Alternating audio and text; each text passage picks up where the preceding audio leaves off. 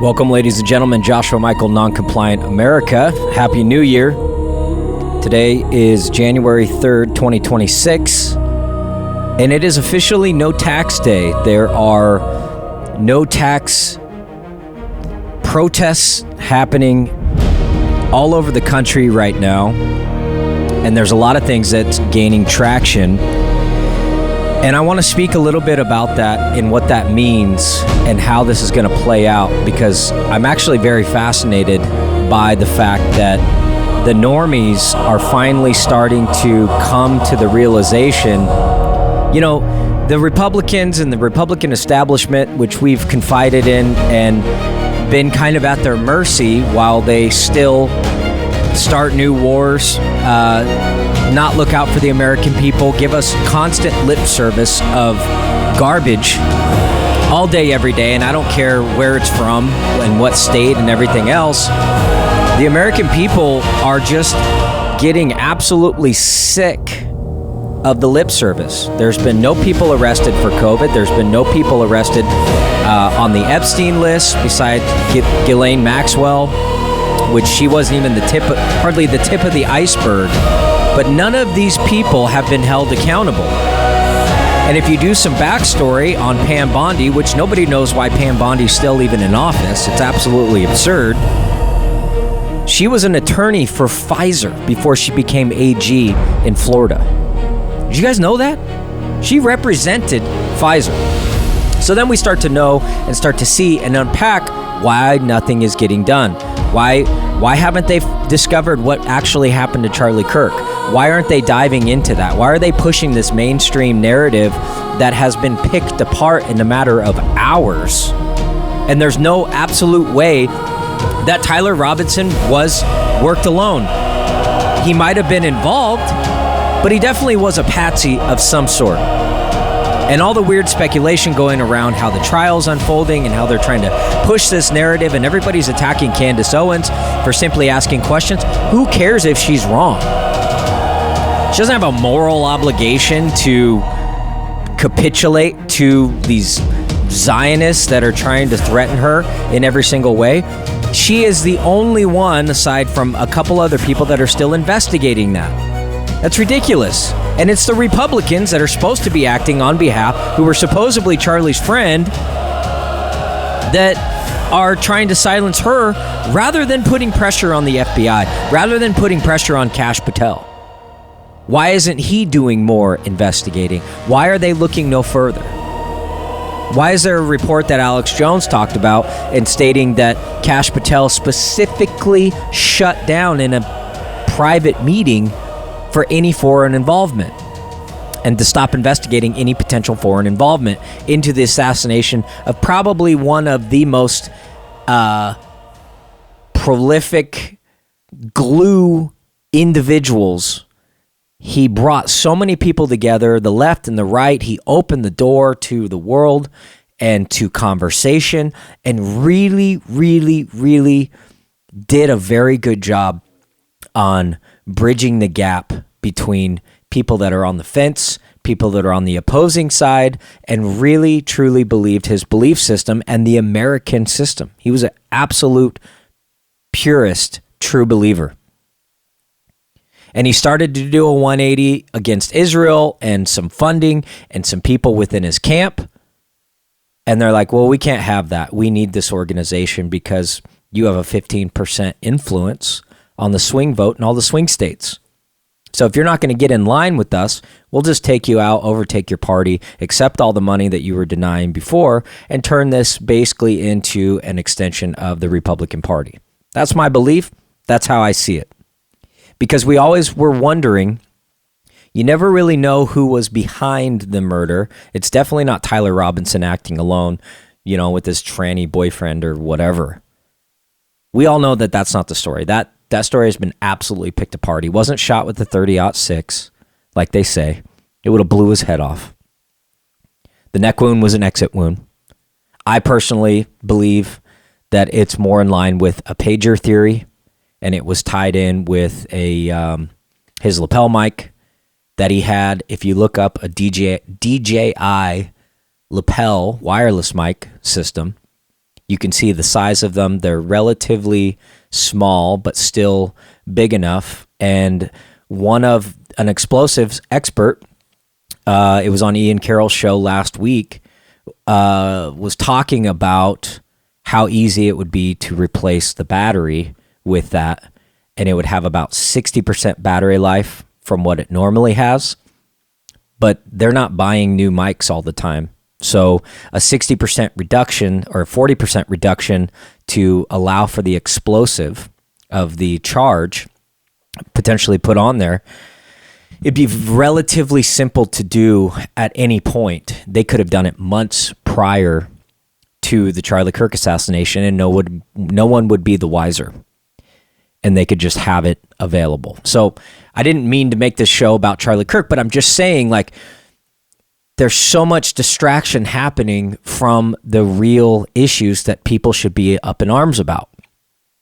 Now, fast forward into this past week with the Somali thing going on in Minnesota. Now the people are discovering things in Ohio. They're discovering things in California. They're discovering things in Oregon. They're discovering things in Washington.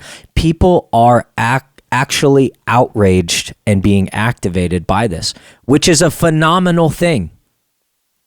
This, to me, all the conservatives that say, we need a parallel economy and buy with your dollar and pay, use your money as a weapon to decide whatever company you want to spend your money with and everything else. Well, let's take that a step further, which is now what we're seeing and happening. And I want to play some stuff and give you some examples of this. There is a tax strike rally happening today. It'll be concluding by the time this show airs. So I'm going to try to get some footage during, and then I'll do a special report, put it on my podcast, and it'll be on my X of the actual event. So if you want to check that out, follow me on X at Noncompliant AF and check out all the updates there. But there's a tax strike rally, and this is moving beyond just the illegal gas tax that they tried to shove down our throat. That was just like foreplay as far as that. This is an actual tax strike rally of all federal taxes. And this can work. And here's why. I really like this idea because we all know that the Oregon Republican Party is absolutely broken. It's being controlled by the grifters, the long lifers, the establishment Republicans, that no matter what we do, no matter how up in arms we are, they're still disconnected from acting on behalf of the people. And at the end of the day, when the rubber really meets the road, when they have an opportunity to strike, they always capitulate. Aside from a couple people, Ed Deal is one of the only people that I see that's doing the people's work. And he is very outspoken. He's very smart. He's articulate. And he is surgically doing the best that he can. But he needs reinforcements to really push his agenda. And it's difficult. In a supermajority, in a corrupt system, in the marble nut house that we have, it's very difficult to get anything done. As you know, all of us. We've seen the timber unity movements. We've seen the giant COVID movements and all these things. And what really happens to all of that? We're still moving away from the foundation and also what the people want. The reality is these politicians, they don't work for us. We don't have time to go sit down at the courthouse or the Capitol and try to lobby these guys and waste our time and energy on trying to lobby these guys to act them and speak on our behalf. Some of you guys do emails, some of you guys do all of these things, but it's a very, very small minority. But one thing that we can do, and this is why I think that this next move is so important, and it is gaining traction. Whether Oregon wants to get involved in it or not, I personally believe that Oregon is fed up enough, and this extra tax that they tried to do might have been the catalyst to activate this idea of a tax strike. Think about this. We don't have to wait for the November elections. We don't have to wait for the midterms. We don't have to wait for anything. And we don't also have to ask for permission or get behind somebody that eventually is going to get bought off or paid off or get scared. For example, a bunch of politicians and a bunch of candidates were set to be at this rally going on today, and most of them backed out of fear. They don't want to get doxxed. They don't want to be harassed. They're concerned about their family, and they have to navigate these waters and go back to the center, which is no longer the center. It's way to the left. And they capitulate to the left, which is the entire idea of the radical left wing, is for intimidation, for these exact moments when there is actual momentum, when we could have quote unquote leadership, which actually aren't leading us, they're guiding us. But one thing that we can do is pay with our dollar. And how do we do that? And it's the tax strike. We no longer have confidence in our government to act on our behalf. We no longer trust their opinions. They're not telling us the truth about the Vegas shooting. They're not telling us the truth about the Charlie Kirk murder. They're not arresting any of the criminals that killed millions and millions of people with the COVID shots. They're not going after any of the people on the Epstein list. They're not doing anything that is preserving the integrity of our government. They're actually doing the opposite. And that leads into a bigger cycle and a bigger thing that I do think that this tax strike is going on is, but the case in the matter is that I don't think that we should be paying taxes when they're just giving it away to these foreigners that come here. They're able to set up, markets. They're getting funding to do gas stations. They're getting all these government funds to start businesses that we go and we're paying our post-tax money to fund their empires, essentially. And the daycare center thing is just scratching the surface. It's only scratching the surface. It's not even a fraction of what it was or what it actually is. So I wanted to go through a couple little tweets back. I did this whole drudging of Elon Musk's tweets over the past year in association with the fraud and Doge. And it kind of brings a bigger question of who shut him down. How did he get shut down? He got a little bit too close to the answers, which caused him to essentially leave. And so he saw something, and I think he's going to be coming back, but he's kind of towing the line for the level of corruption. Because as we know, it's not just daycare centers in Minnesota. It's in every single state. And there's thousands and thousands and thousands of NGOs that are doing the same grift. They're trying to frame it and keep it isolated to only focus on Minnesota and Somalis, but it's all over with all kinds of organizations and all kinds of everything. And we're seeing a good response that right now is only lip service from the federal government. They're talking about investigating all the NGOs, shutting down the funding of the daycare centers in Minnesota, blah, blah, blah, blah. They need to do a thorough investigation, which is what Doge was supposed to do. So I like that the public is moving in this direction. I do think we need a large majority of people to just say, no, we're not going to do it. We're not going to fall into this crap. We're not giving you guys any money. But it's not about the money. The taxes are not about securing your roads or, providing health care for the elderly or whatever. That's not what your taxes are actually about. And I'm going to explain to you on the other side what the tax situation is actually about. Thanks for listening. We'll be right back.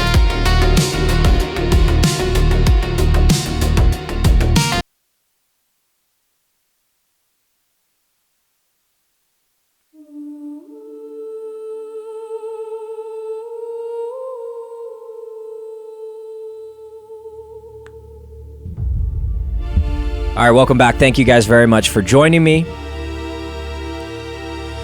This show is just meant to grab the pulse with what's going on, what the people are willing to do. And it's one of the most exciting times. This is more exciting than when people were starting to uproar about COVID lockdowns and the hypocrisy behind the masks and the vaccines and everything else.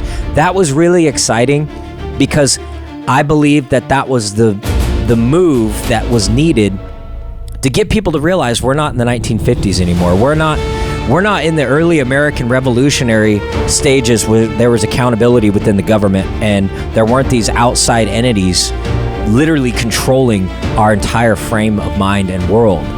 Through digital prisons that we've been acclimated into, to being able to seize our bank accounts if they don't like what we say, silencing us, censoring us on the internet, doing all of these things, but they're also framing people into these boxes of these are unspoken things that you can't talk about, you can't discuss. And so with COVID, it was really exciting because I saw a lot of people that were starting to break out of this paradigm in trusting the system.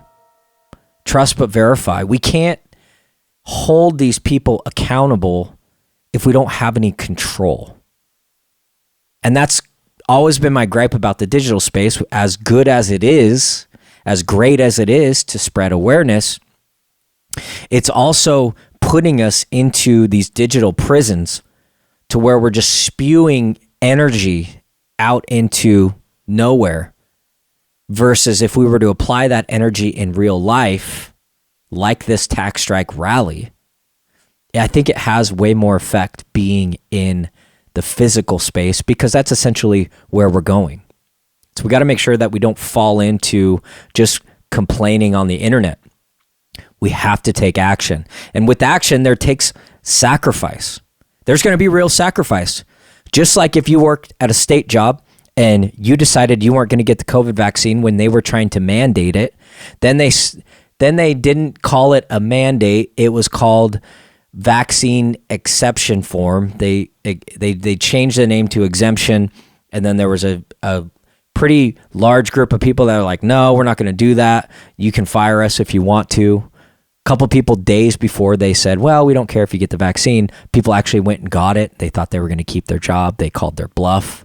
And I'm really sad for some of those people. It's a horrible thing. So what that was is a break in the system of trust to realize that these people don't have our best interest. In fact, it's the opposite of having our best interest. They're trying to silence, control, and kill us. I know that sounds very morbid. And how can there be people out there that want to do that? Well, if you go back in all the civilizations, I mean, we are just simply cattle and sheep and slaves. Look at all the emperors in the past. They would make sacrifices. They would sacrifice children. The idea of a moral compass with our leaders, and that they are like you, and that most people are good people, and they don't have murder on their minds, and they don't actually commit murder or want to defraud people openly, knowingly, and everything else. Understand, they don't think like we do. They're in a completely different world. And for us, we're simply no different than cattle to them. And so what's so interesting about this tax revolt, why I think it's very exciting, and the fact that people are getting on board with it, the normies are kind of coming around, and now we're kind of paving the way politically to be able to have these conversations, because governments like Tina Kotax is trying to shove this gas tax down everybody's throat. Not even let us vote on it on our illegal, crappy voting systems. They don't even give us a chance to vote. Even though they control the vote, they don't want us to vote on it, because that makes us feel like we're entitled. And then that actually gets us to start actually thinking about stuff. So what about not paying taxes? What does it signify? Taxes aren't about government budgets and money and everything else. We all know that is an absolute fraud. And it's very simple because of quantitative easing. And if you don't know what quantitative easing is, that is the ability for the Federal Reserve, which is not part of our government, by the way, it's a private bank. They just print the money that they need in order to buy things and send money to other countries and give money to Somalians in Minnesota and all over the country. And they give all the money away and they just print money. So think about this.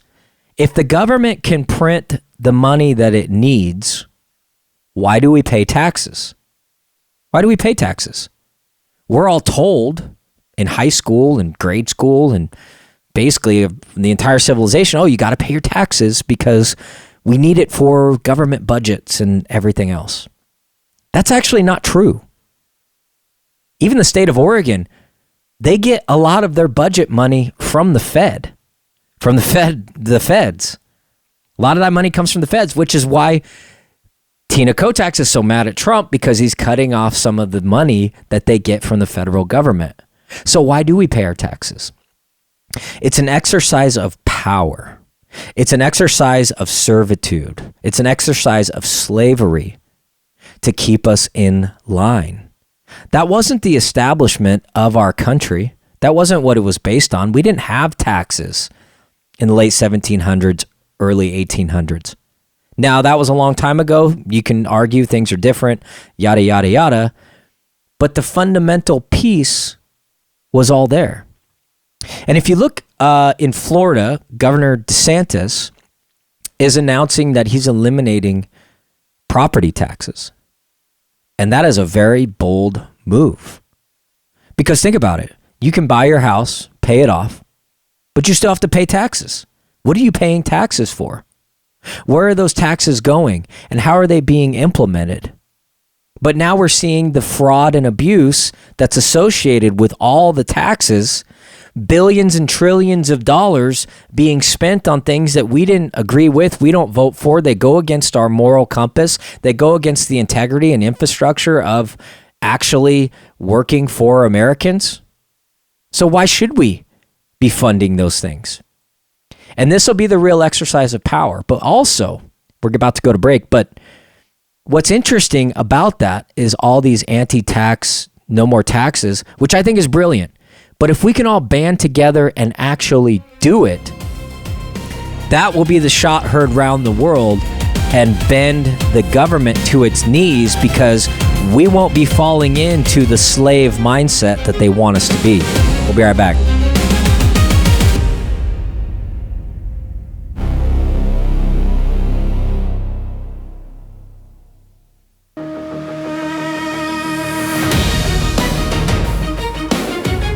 All right, welcome back. Couple more things on this no tax day that we are. Happy no tax day. We're having a rally at the Capitol today to talk about where do we go from here? And are we, as sovereign citizens, as American citizens, as Americans and Oregonians and people from all over the country, are we going to keep funding these illegal wars? Are we going to keep funding these migrants to come in? Are we going to keep funding these NGOs that are going to be stealing billions and billions of dollars from us to literally set up the Antifa wings that are probably going to be at this event, who are all getting paid to be protesting against the very things that we're wanting as citizens? We all know Antifa's being paid by NGOs. We all know that. Where do the NGOs get their money? From the same way that the Somalians get their money. Same way that the Minnesota Somalians get their money. And these politicians. It's a huge, huge scandal. So, here's an interesting thing. Our government deficit is $38 trillion. The annual budget, I believe, is like $4 trillion or something like that. If we were able to actually cut out the fraud, I think there's an upwards of $3.5 trillion a year in government fraud. I know that seems like a lot. It absolutely is. I think there's an extraordinary amount of fraud. I think Elon thinks there was an extraordinary amount of fraud. And I'm going to name off some of his quotes right now. So if we're able to eliminate all that, which that's where the real money comes in, right? I mean, there's so much fraud. It's just, it's mind-blowing. If we're able to cut all of that out, what would our government federal budget actually need to be? 900 billion? So imagine if we had 900 billion in government budget. That is 3.5 trillion-ish less money needed every year. Well, what's that going to do? That's going to start knocking out that 38 trillion deficit that we have and start cutting that down over a pretty substantial amount fairly quickly. So then the government doesn't need that much money to operate, which then in return, the tariffs that are coming through could potentially satisfy the entire government budget to where we wouldn't need taxes at all. And so now you have Trump. I don't know if it's because of the momentum with the no taxes of everybody up in arms about it, but he's stating that we might not even need the income tax anymore. And what kind of precedent would that set? I think that would be absolutely remarkable. I think that would be amazing, and potentially that's coming down the pipeline. But again, we don't need to ask for permission anymore. We can't depend on one man sitting behind his podium making all these promises. We've heard all of this before. We heard him say that he was going to go after the deep state criminals. None of that's happened. We heard him state that he was going to do all of these things. And yes, it does take time, so we do have to give him grace for that. But unlike what we did in 2019, 2020, 2016, and all through 20 through 24, we can't just stand by and wait. We can't ask for permission. We can ask for forgiveness, but we can't ask for permission. So I think it's really important that this is a step in the right direction. And essentially, we're running, if we're stating we're not going to pay taxes, which I don't think anybody should have to pay taxes, considering it's just going to this fraud, we're essentially committing fraud. And by us knowing the fraud is there now, if we pay the people committing the fraud, we essentially are allies to it and accomplices. So we almost have a moral obligation to not pay taxes. There's almost a moral obligation. We can't morally give you money because we know that you are committing fraud. And in a micro level, if somebody was committing fraud in your business and you were openly involved in giving them money to commit the fraud, you would go to jail. You would go to prison because you would be considered an accomplice. Now listen to this. This was posted December 29th. The fraud of your taxpayer money is happening nationwide and is liberally applied to attract illegals, some legal, immigrants who will reliably vote Democrat. The more you look, the more you find, and you don't need to be a world-class detective to figure out that this brazen daylight robbery, highlighting nationwide taxpayer fraud tied to immigration and political motives. That was Elon Musk. December 27th, literally every government program has stupidly high fraud. The reason for most of the entitlements fraud is to create a giant cash magnet to attract and retain migrants, to turn America deep, solicited blue on high fraud levels in the government programs aiming to attract migrants. This goes back to my show I was talking about last week. Why are the Democrats so advantageous on pushing immigration? Why are they so up in arms about Trump shutting down the border? Why are they so up in arms about it? Because we are literally exposing their grift of stealing trillions and trillions of dollars from the stupid, retarded taxpayers that they don't care about. That's what it's all about.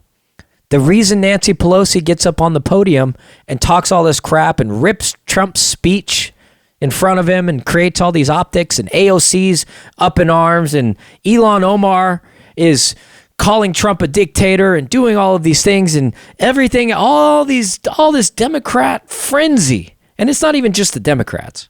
Keep in mind, the Republicans are all doing it too. They're just grifting in a different way. They're trying to pretend to be our friends. They're trying to pretend to care. And the only ones that do care are the ones that dissent from the towing the party line of the nonsense of funding countries like Israel. And they don't want to do that. They're like, well, why do all these rules apply to all these countries except one? Oh, well, those are God's chosen people and this and that. All this justification that we hear within the Republican Party. All rules have to apply to all.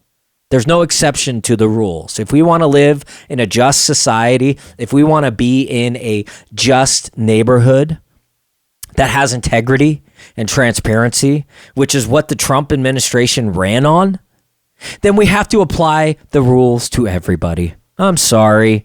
I know that seems brash, but it's not. It's very real. And with the amount of fraud going on, if we don't pay taxes, then the government shouldn't be affected, because at the end of the day, they get to print the money. They're printing money. And I don't know if you've been watching the silver markets lately, but they've infused, $34 billion in the past couple days to try to keep those silver shorts down, because it's going to a 1-to-1 ratio on the actual value. And there's a massive shortage. China cut off supply of silver 2 days ago. There's a massive shortage going on. Go and try to buy physical silver right now. You can't. If you go on all the websites, all the main websites, SD Bullion, APMEX, all these companies, it's pushed out. Some of them at the end of the month for delivery. They don't have it. How are they going to get it? I don't know. But here's what else is interesting with this Trump Venezuela thing. And supposedly he captured Maduro over through the night last night. And it's very possible he probably did. But what is that tied to? What does that have to do with? It's always been about the oil. But another thing that they have there are silver reserves, where if China's cutting off the United States from silver production, then that would explain this move also.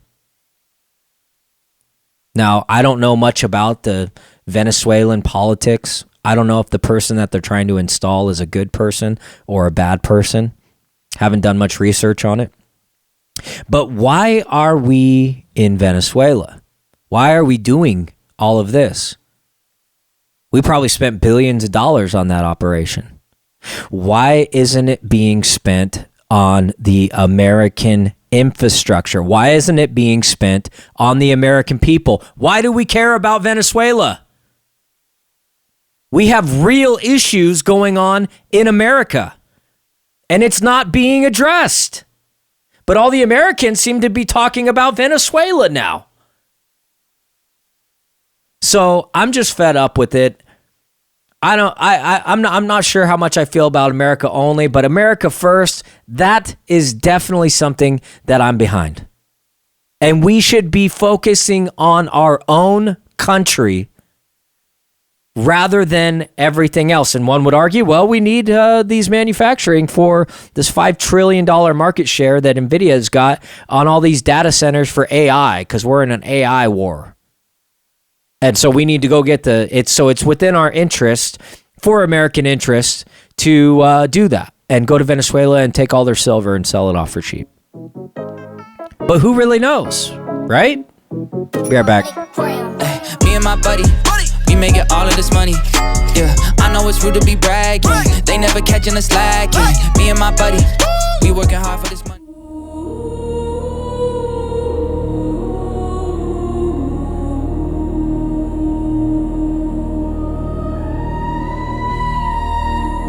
All right. Welcome, ladies and gentlemen. Trump is speaking right now, live. And I think I'm going to play part of it because I think it's important. So let's tune into that and hear what he has to say.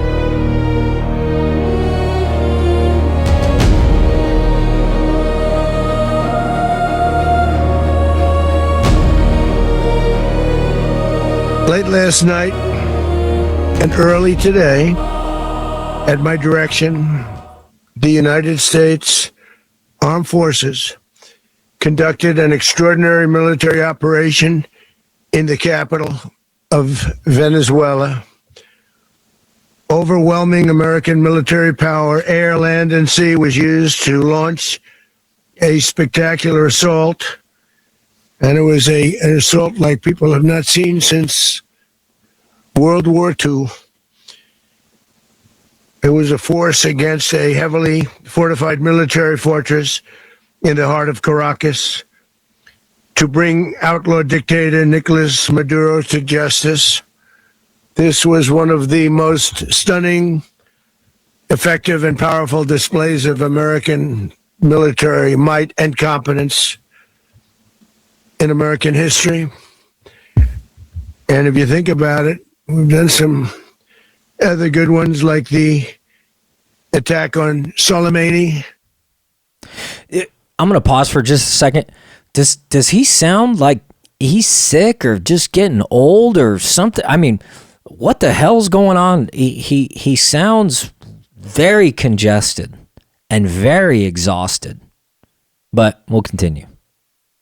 The attack on al-Baghdadi and the obliteration and decimation of the Iran nuclear sites just recently in an operation known as Midnight Hammer, all perfectly executed and done. No nation in the world could achieve what America achieved yesterday, or frankly, in just a short period of time. All Venezuelan military capacities were rendered powerless as the men and women of our military, working with U.S. law enforcement, successfully captured Maduro in the dead of night. It was dark. The lights of Caracas were largely turned off due to a certain expertise that we have. It was dark and it was deadly. But captured along with his wife, Celia Flores, both of whom now face American justice. Maduro and Flores have been indicted in the Southern District of New York. It's Jay Clayton. Wait, isn't that the same Southern District that indicted Trump? Isn't that the same Southern District that Trump was fighting and said that he wasn't president, and all of that corruption tied in with the Russian hoax and all this stuff? Wasn't that the Southern District of New York? For their campaign of deadly narco-terrorism against the United States and its citizens. I want to thank the men and women of our military who achieved such an extraordinary success overnight with breathtaking speed, power, precision, and competence. You rarely see anything like it. You've seen some raids in this country that didn't go so well. They were an embarrassment. If you look back to Afghanistan, or if you look back to the Jimmy Carter days, they were different days. We're a respected country again, like never before. These highly trained warriors, operating in collaboration with U.S. law enforcement, caught them in a very ready position. They were waiting for us. They knew we had many ships out in the sea, just sort of waiting. They knew we were coming. So they were in what's called a ready position. But they were completely overwhelmed and very quickly incapacitated. If you would have seen what I saw last night, you would have been very impressed. I'm not sure that you'll ever get to see it, but It was an incredible thing to see. Not a single American service member was killed, and not a single piece of American equipment was lost. We had many helicopters, many planes, many people involved in that fight. But think of that, not one piece of military equipment was lost, not one service member was, more importantly, killed. The United States military is the strongest and most fearsome military on the planet by far. With capabilities and skills our enemies can scarcely begin to imagine. We have the best equipment anywhere in the world. There's no equipment like what we have. Okay, so he's just going to go on and do what Trump does, and that just praise the military and everything else. And so stay tuned for that. We're going to be following that more and follow that. But I do want to talk about the bleeding silver markets, and they're stating that now it's a conspiracy that's going on with all the paper shorts and what the banks are doing quietly while we all sleep, and how they're leveraging the silver markets and what that's going to mean for anybody that's holding gold or silver, and how the exchanges are going to be shifting from here on out until the foreseeable future, but how it's different now than it's ever been. Anybody compared to what happened in the 80s, this is not like that, considering the manufacturing demand for silver. And so this is an article up by the economycollapse.org. The gold and silver prices lost ground on Wednesday as investors booked profits after a historical annual rally in exchange to operate the CME Group hiked the margins on precious metals futures for the second time in the space of the week. It's not normal. They probably thought this was the best to pull a stunt like this during the holidays while less people are paying attention. Well, if you were paying attention, you definitely saw all of these stuff. And if you watch the charts and the graphs, you can see that it keeps hitting the $75 cap, silver does. And then it gets leveraged down. But if you look at the banking with what's going on, they're pulling out reserves from the Fed and fusing billions and billions of dollars to leverage these paper contracts to get down. We all know why this was done. What we're witnessing is literally a conspiracy to force the price of silver down. They knew that when they suddenly increased the margin requirements, it would create a squeeze and force precious metals lower. One reason behind the recent decline in silver, including the stark fall on Wednesday, is changes to trading rules implemented by exchange operator CME Group, which hosts widely traded silver future contracts. Traders operating in CME's derivative markets must put down cash to support their trades, with the exact amount or margin required varying. Amid volatile trading, the CME raised margin requirements effective Monday for precious metals, including silver, and announced that the margin requirements would rise again after Wednesday. If traders cannot put up more cash, their positions are often forcibly closed or sold, typically at unfavorable prices. So as you know, in the silver markets, it was 346 to 1 in paper contracts. That means for every ounce of silver, there were 346 contracts against that 1 ounce that is now being called right now. The first margin hike didn't get the results they wanted, and so they did it again. Shame on them. We're supposed to be at least pretending that we have some semblance of free market system left. But even after the desperate attempts to stop the bleeding, the price of silver is up more than 140% in 2025. Even after the sharp declines and the massive infusion. If the AI boom were to burst, that could change the outlook for silver forever. But right now, the AI revolution is steaming ahead. Thanks very much for listening. Make sure if you're coming out that you come ready to hear and open your mind, because we are breaking out of the matrix, and this is great news. And I'm now today proud, absolutely, that the American people are standing up.